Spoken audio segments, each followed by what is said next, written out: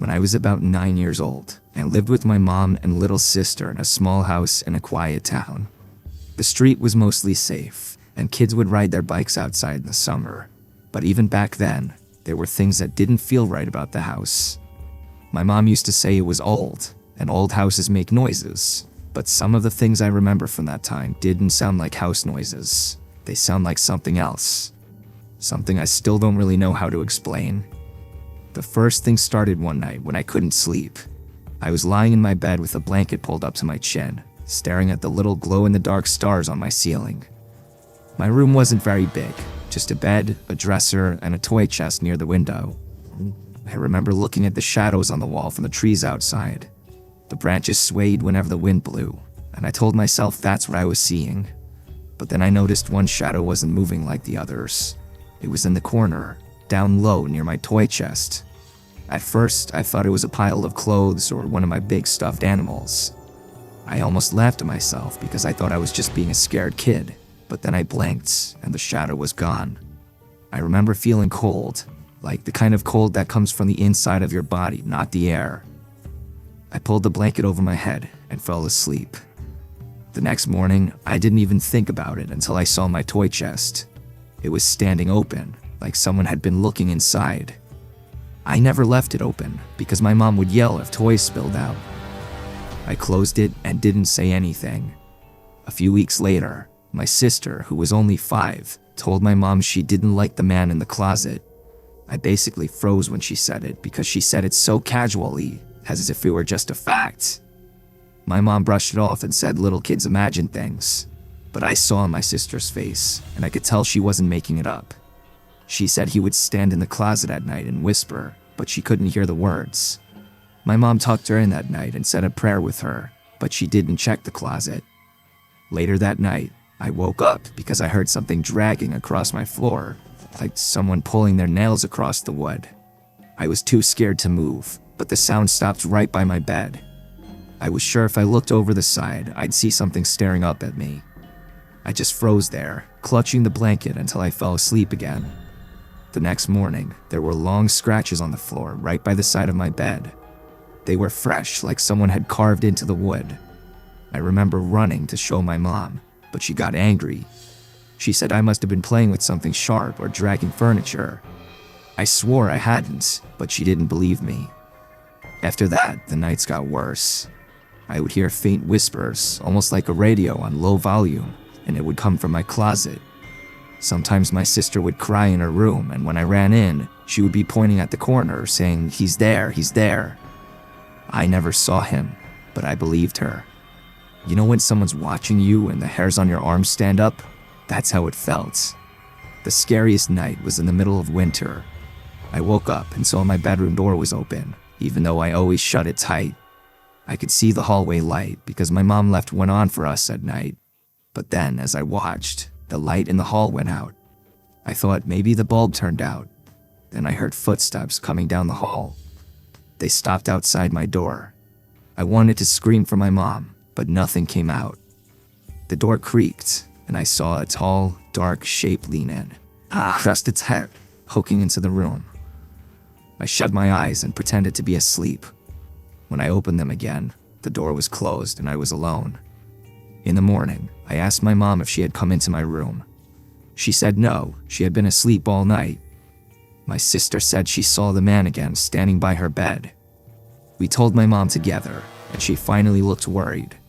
She lit a candle and said a prayer in each room of the house. Things were quiet for a little while after that, but it didn't last. One afternoon, I came home from school before my mom. I was sitting on the couch doing homework when I heard the sound of the toy chest in my room slam shut. The thing is, nobody else was home. I hoped it was just the wind, but when I walked down the hall, I saw my bedroom door was wide open. My toy chest was closed, but all my toys were scattered on the floor like someone had dumped them out. I backed away and waited outside until my mom came home. When I told her, she still didn't believe me and said the cat knocked things over. Years later, after we moved out, I asked my mom if she ever experienced anything in that house. She hesitated, then said yes. She said sometimes she would wake up and see a shadow standing in her doorway. She said she never told us because she didn't want to scare us, but she admitted she believed there was something wrong with that house. She said she thought it was a man, someone who used to live there. She never said much more, but I know what I saw, and I know what my sister saw too. Even now, as an adult, when I think about that time, I feel sick in my stomach. It wasn't imagination. It was something real, and it wanted us to know it was there. Sometimes late at night when I can't sleep, I still hear the sound of nails dragging across the floor.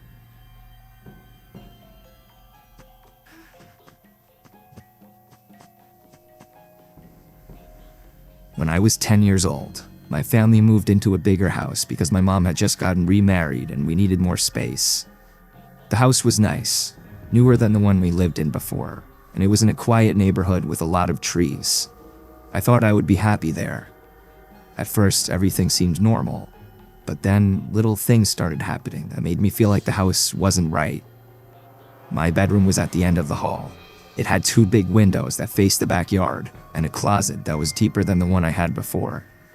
I liked it, until the first night I slept there. I woke up around midnight because I heard something moving in the closet. It wasn't loud, just soft shuffling like clothes being brushed against. I stared at the closet and told myself it was just the house settling. I know it sounds cliche, but most people, even as children, would assume small sounds coming from here and there in a house are just typical house noises that you hear every day. But then I saw the door move. It didn't swing open, but it shivered like someone had lightly pressed on it from the inside. I wanted to run to my mom's room, but I was frozen. I stayed that way until I fell back asleep, still staring at the closet.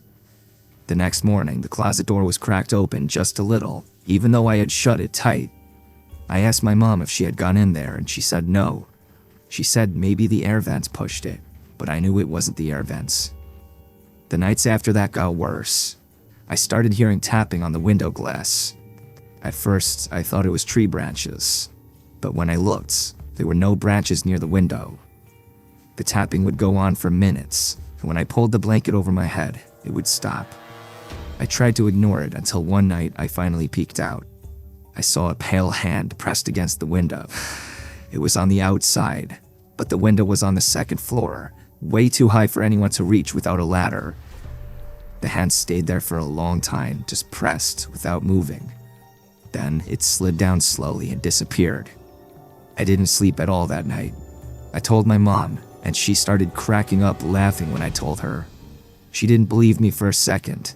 When she saw that I wasn't just saying it as a prank or a joke, she leaned more into trying to convince me that I was probably in a half-asleep state and seeing things from my dream, but I knew that was a load of horseshit. My stepdad didn't believe me either. He said I was making it up for attention, and he also got a laugh out of it. But I started noticing he kept the hallway light on at night, so maybe he didn't feel as safe as he pretended. A month later, my little brother, who was 4, started talking about the white lady. He would say she came into his room and sat on his bed. My mom thought it was just his imagination, but one night I heard him screaming. I ran in and saw him curled up under his blanket crying. When he finally calmed down, he said the white lady had been standing by his door, just staring at him. He said her eyes were all black. I believed him because of what I had seen at my window. I started sleeping with the blanket over my head every night, but that didn't stop the dreams. I began to dream of the white lady too. She would stand in the corner of my room and whisper my name. Her voice was dry, like leaves rubbing together. Sometimes I would wake up and still hear it, faint but definitely real. One night I woke up and saw her standing at the foot of my bed.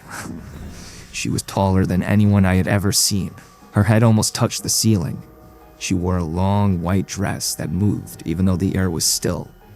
Her hair was black and stringy, and her face was pale like chalk. Her eyes were like empty black holes. I tried to scream, but nothing came out. I shut my eyes, and when I opened them again, she was gone, but my closet door was wide open. After that, I couldn't go in my closet anymore. I begged my mom to let me sleep in her room, but she said I need to learn how to be brave. I think she didn't want to admit she was scared too. The worst night came during a storm. Heavy rain and loud wind. I woke up to the sound of my window creaking. When I looked, The window was slowly sliding open, even though it was locked. I could see the lock turning by itself. The window opened all the way, and I saw the white lady climb in. She didn't move like a person. She floated. Her feet never touched the floor. She drifted toward my bed and leaned down until her face was right in front of mine. I felt her cold breath on my skin. She whispered my name again, and this time I screamed as loud as I could. My mom and stepdad came running in, but when they turned on the light, the window was closed and locked, and no one else was there. They yelled at me for scaring everyone, but I could see in their faces that they were worried. The weird thing about that part of the story is that I don't vividly remember what happened between the moment I saw that lady floating towards me and my screaming. The best I can explain it is that I sort of blacked out for a moment before remembering screaming and having my parents rush into the room. My window was closed again, which would suggest to people that it was just a night terror. That's what my parents believed it was, I think. My mom started taking me to therapy for a while because they were worried about me. We lived in that house for 3 more years, and I never got used to it. My brother stopped talking about the white lady, but I think it was because he was too scared, not because she stopped visiting. Sometimes I would hear him crying at night and saying, "Go away." I think he just also didn't want to be forced into going to therapy. Sometimes when it storms at night, I still get scared to even get up to go to the bathroom or get water. I'll glance over at corners of the room, making sure I don't see something tall lurking there. It goes to show how these kinds of things stick with you into adulthood. I'd be more open to believing it was simply night terrors if it weren't for the fact that I saw that hand on my window before my little brother even first mentioned the white lady. I guess this is just one of those freakish experiences that cannot be explained.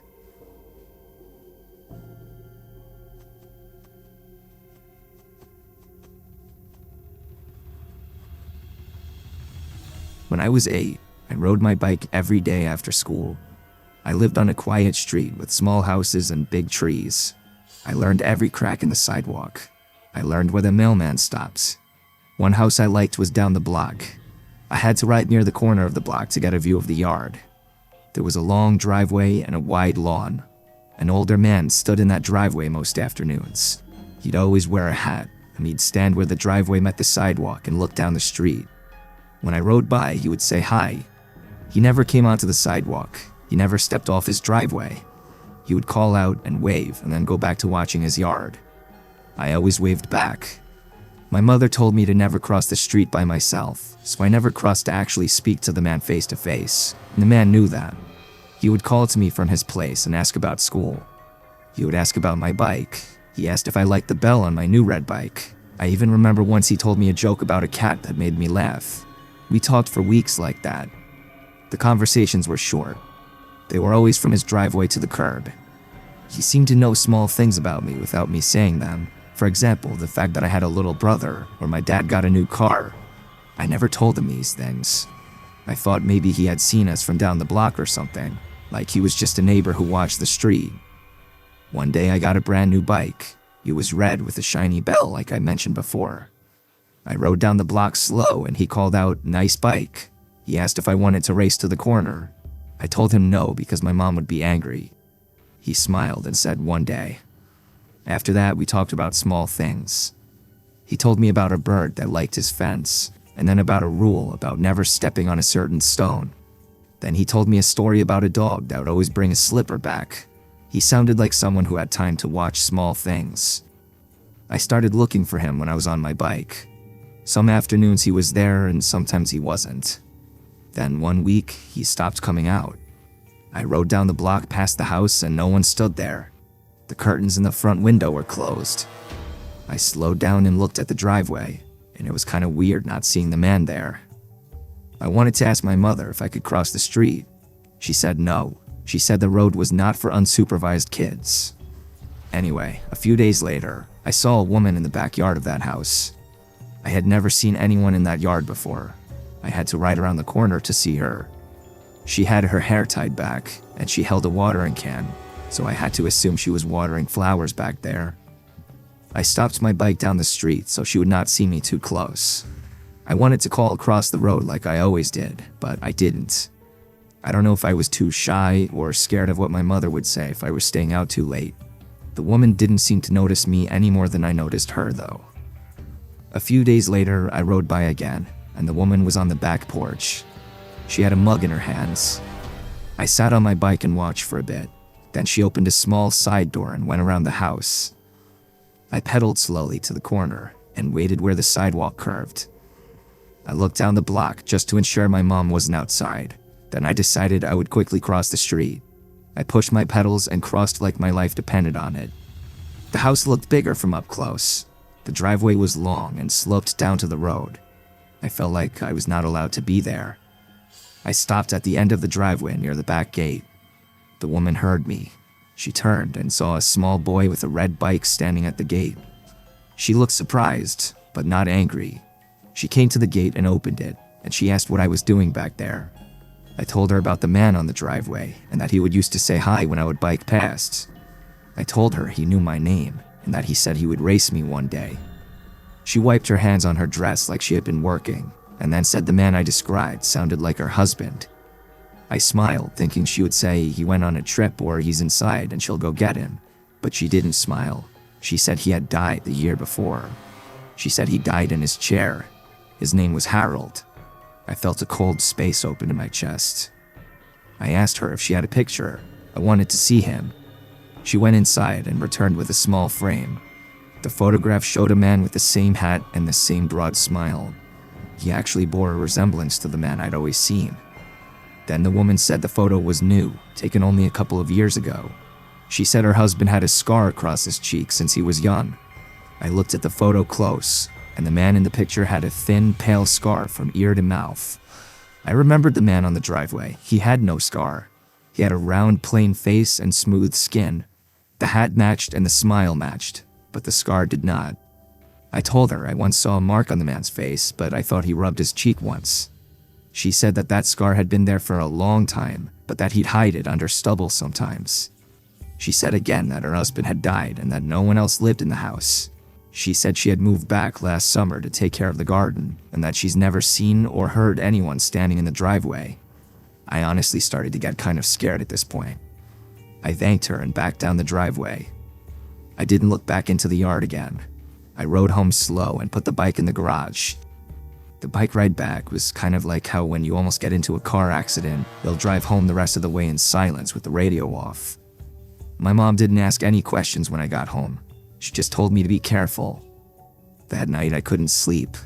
I thought about the man with the hat. I thought about his laugh and the way he said my name, and I thought about the scar in the photograph. The next day I went by the house and the curtains were open. Sunlight touched the porch and driveway, but no one stood in the driveway. I waved from the corner, but no one waved back, so I pedaled away. For a while, nothing else happened. I tried to forget. I made new routes on my bike. I talked with kids on other blocks. Weeks passed. Then one night, I woke up and heard my name. It sounded like someone outside the house near my window. The voice was familiar. It said my name like the man across the street used to say it. I sat up fast and my head started spinning. Over the light sound of raindrops outside, I knew for a fact I was hearing my name being repeatedly called. I shouted for my mother and then threw the covers over myself, hiding. She came in a hurry and sat by the bed. I told her about the voice outside my window. She rubbed my back and told me it was the wind. To make me feel better, she went to the window and lifted the blinds. She said there wasn't anyone out there, so I went over to check myself. There was a light rain outside, but other than that, my mom was right. My father got up and checked the locks to the windows and doors. He looked outside with a flashlight, which made me feel better. They said there was no one out there. When I insisted I heard a voice, they said perhaps the most typical thing a parent would say to a scared child, that I dreamed it. The next morning, my throat hurt from shouting the night before. I told my friends at school, and they laughed at me for implying I believed in ghosts. One friend dared me to stand in the driveway of that house at night and call his name. I did not take that dare. Days passed and nothing happened, so I moved on. The years went on and the street changed. Houses sold and the woman's house stood empty for a little while. I once saw movers taking boxes out. Later on, new people were painting the front. The long driveway was still there, but it had new cars. I rode past and did not look for a man in a hat. I got older. I learned other routes. I learned the names of new neighbors and their dogs, and eventually, at the age of 18, I moved out for college. I never moved back to that house because my parents sold it while I was in college, but the memory of that man sits like a small stone in my chest.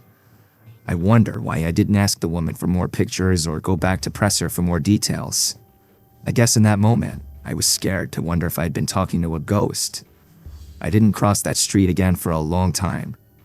I told the story to 1 or 2 people later in life, and they even asked why I didn't go back and ask that woman more, or why I didn't tell the woman everything I remembered. Maybe they were right. Maybe I should have been braver. Maybe I should have asked more questions about the scar or to see a wedding photo. But I was 8. I wasn't really thinking that way. A few years ago, I drove down the block just for the hell of it. A child was riding a bike near the corner. The driveway was empty. For a moment, I wanted to stop. I wanted to ask if anyone had stood there and said hi. I wanted to know if anyone else had heard a voice in the rain. I wanted a small answer that would close the gap. But I didn't stop. I just kept driving. The memory stays as it was, and I try my best to suppress it these days.